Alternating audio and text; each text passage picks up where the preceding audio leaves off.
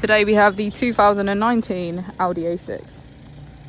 This vehicle has done just over 78,000 miles.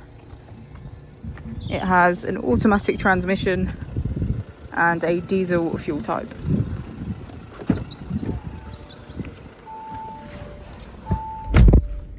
To the left of our steering wheel, we have cruise control as a feature, and on the right we have voice control and hands-free calling. Just above is our virtual cockpit, and on our screen we can access navigation, smartphone integration, our vehicle settings and CarPlay. If we put the vehicle into reverse, we can see that it comes with a rear parking camera with front and rear sensors. Just below is our climate control with heated seats on either side. If we press our drive select,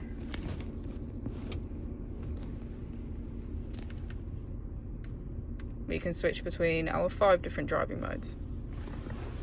As we go into the back of the vehicle, we can see that all of our seats have a black leather trim.